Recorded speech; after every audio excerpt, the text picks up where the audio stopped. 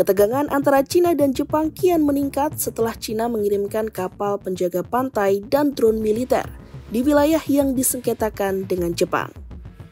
Pada Minggu 16 November 2025, kapal penjaga pantai Cina dikerahkan di sekitar Kepulauan Senkaku atau yang Beijing klaim sebagai Kepulauan Diaoyu.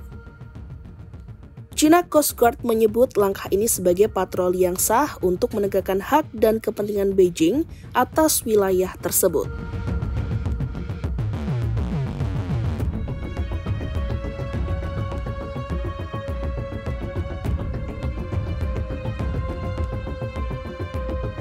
Selain mengirim kapal, China juga mengoperasikan drone militer yang terbang di sekitar wilayah udara timur laut Jepang. Langkah ini dilakukan di tengah meningkatnya ketegangan diplomatik antara Beijing dan Tokyo setelah PM Jepang Sanai Takaichi berkata di parlemen bahwa serangan Cina ke Taiwan dapat memicu respon militer Jepang.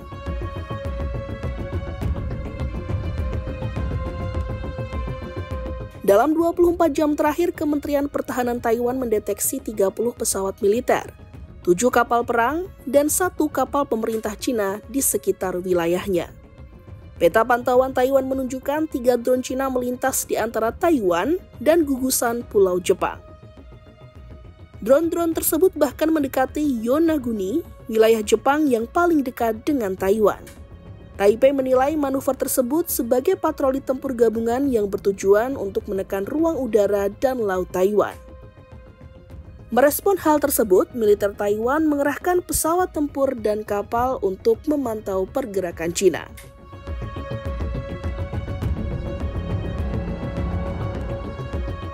Ketegangan diplomatik antara Cina dan Jepang semakin meningkat sejak komentar Takaichi mengenai Taiwan. Beijing kemudian memanggil Duta Besar Jepang untuk pertama kali dalam lebih dari 2 tahun dan menegaskan bahwa campur tangan Jepang dalam isu Taiwan akan menghadapi kegagalan.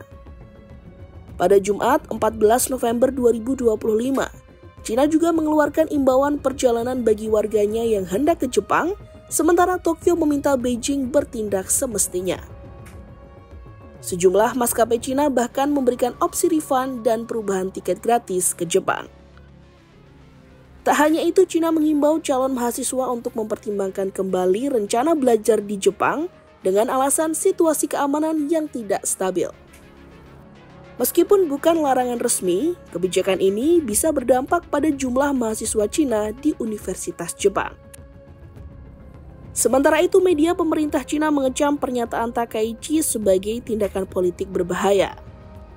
Mereka memperingatkan bahwa perselisihan Cina-Jepang tidak akan terbatas pada regional dan berpotensi menyeret kekuatan besar seperti Amerika Serikat sehingga berkembang menjadi konflik yang lebih luas.